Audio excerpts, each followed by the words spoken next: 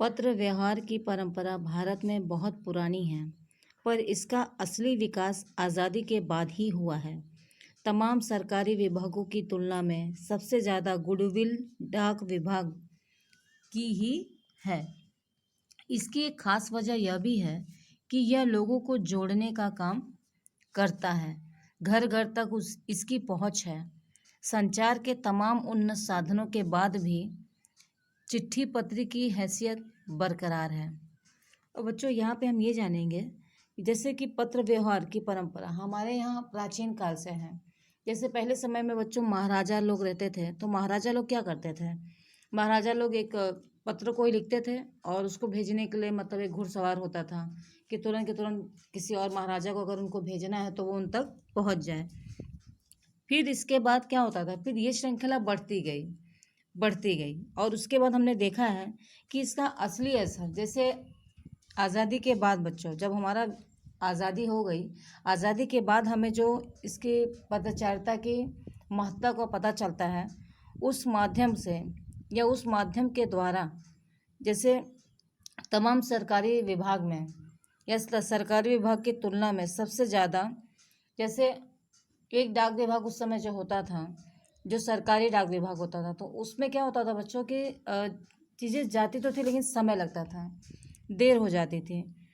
लेकिन इस मामले में गुडविल डाक विभाग ने एक बहुत महत्वपूर्ण और बहुत अच्छी भूमिका निभाई है। अच्छी भूमिका निभाने से तात्पर्य यह है बच्चों, जैसे सरकारी विभागों में हर जगह की पहुंच नहीं थी। जैसे जो चुनिंदा शहर थे, क्षेत्र थे, उन्हीं तक वो चीज़ें जा पाती थी।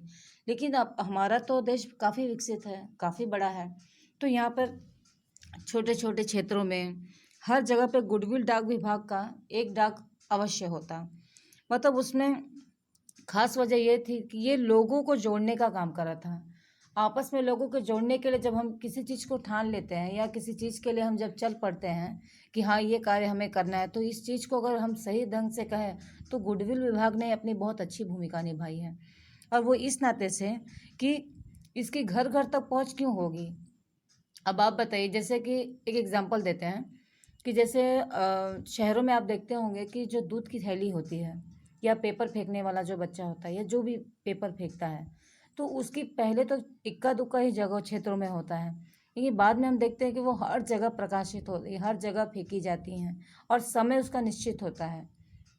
इसी प्रकार से बच्चों, गुडविल डाक विभाग ने क्या किया, हर एक क्षेत्र में, हर एक गांव में इनके डाकिये मौजूद होते थे और उसका एक निजी क्षेत्र होता था। यानी अगर एक बहुत बड़ा महानगरी है या क्षेत्र है तो वहाँ पर गुडविल डाक विभाग की एक छोटी सी कार्यपालिका या फिर एक ऑफिस होता था, जिसके माध्यम से वो अपने आसपास के क्षेत्रों को नियंत्रित करते थे। तो इससे क्या हुआ, ये श्रृंखला बढ़ती गई और बढ़ने से क्या हुआ कि ये लोगों के घर तक आसानी से पहुंच जाते थे।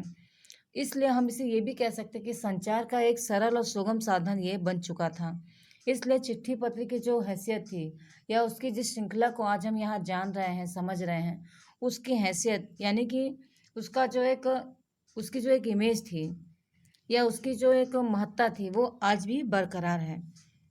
शहरी इलाकों में आलीशान हवेलियाँ हों या फिर झोपड़पट्टी में रह रहे लोग, दुर्गम जंगलों में घिरे गांव हों या फिर बर्फबारी के बीच में जी रहे पहाड़ी के लोग, समुद्र तट पर रह रहे मछुआरे हों और या फिर रेगिस्तान की ढाणियों में रह रहे लोग, आज भी खतों का ही सबसे अधिक बेसब्री से इंतज़ार होता है। अर्थात बच्चों, जितने भी इन सभी जगहों के हमने जो नाम लिए हैं, जैसे शहरी के आलीशान हवेलियाँ हो गई, झोपड़पट्टियों में रह रहे लोग, झोपड़पट्टियों से तात्पर्य ये है कि जो शहरीकरण है या आज हमारा जो शहर है यहाँ पर भी जो निचले स्तर में है क्षेत्र हैं, जहाँ तक हमारी पहुँच नहीं हो पाती थी, वहाँ पर भी गुडविल के डाक विभाग की महत्ता इतनी अच्छी थी और इतनी महत्वपूर्ण थी कि जिसके द्वारा इस हर जगह पर उसकी पहुँच थी। वो चीज़ें कहाँ कहाँ हैं? आलीशान हवेलियों में, झोपड़पट्टियों के आसपास के जो लोग रहते थे, दुर्गम जंगलों में भी बच्चों, दुर्गम जंगलों में जो घर नहीं होते, इक्का दुक्का ही घर होते हैं बच्चों, वहाँ पर भी गुडविल के डाक विभाग की सेवा मौजूद थी।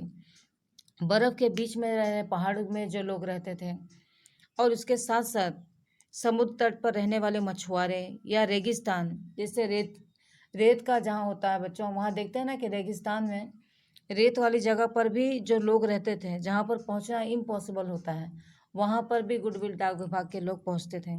और ये सभी जगहों पर खतों का बेसब्री से इंतज़ार होता था। लोग महीनों महीनों तक खतों का इंतज़ार करते थे और खत उन्हें मिलते थे बच्चों, और उसका बेसब्री से इंतज़ार भी होता था। तो ये महत्ता है गुडविल डाक विभाग की, जिन्होंने इस चीज़ को और सरल और सुगम बनाया। तो इसके लिए तो उनका बहुत बहुत धन्यवाद है कि इसके द्वारा लोगों को आपस में जोड़ा गया। दूर से जिन लोगों से कभी हालचाल भी नहीं हो पाता था, पत्रों के द्वारा उनका हालचाल मिल जाना कि हाँ, जो लोग दूर भी हैं तो वो सही हैं, कुशल हैं, ये हमें जानकारी प्राप्त हो जाती थी। एक दो नहीं, करोड़ों लोग खतों और अन्य सेवाओं के लिए रोज भारतीय डाकघरों के दरवाजे तक पहुंचते हैं और इसकी बहुआयामी भूमिका नजर आ रही है। दूर देहात में लाखों गरीब घरों में चूल्हे मनी ऑर्डर अर्थव्यवस्था से ही जलते हैं। गांव या गरीब बस्तियों में चिट्ठी या मनी ऑर्डर लेकर पहुंचने वाला डाकिया देवदूत के रूप में देखा जाता है। अर्थात बच्चों, यहाँ पर यही दर्शाया जा रहा है कि एक दो नहीं, हजारों करोड़ों की संख्या में आज भी लोग डाक विभाग पर आते हैं और डाक विभाग में आकर वहाँ पर अपनी ज़रूरत के हिसाब से अपने पैसे आए कि नहीं, पैसे मिले कि नहीं, चिट्ठी पहुँची कि नहीं, ऐसी अन्य बहुत सारी चीज़ों के लिए वे डाक विभाग पर आते हैं। और इसकी हर एक रोज़ डाकघरों के दरवाजे पर पहुँचते हैं और इसकी बहुत महत्वपूर्ण भूमिका यहाँ नज़र आती है। और दूर देहातों में आज भी जब मनी ऑर्डर पहुँचता है ना बच्चों, तभी लोगों के घर में चूल्हा जल पाता है। तो उस जब मनी ऑर्डर को लेकर वो डाकिया वहाँ पहुँचता है, तो उसे किसी देवदूत या भगवान का किसी भेजे हुए दूत से कम नहीं जाना जाता। इस प्रकार से बच्चों, आज का हमारा लेसन कंप्लीट होता है। आप इसे अच्छे से देख लीजिएगा। अपना, अपने से छोटों का, सबका ख्याल रखिएगा बच्चों। गुड डे बच्चों।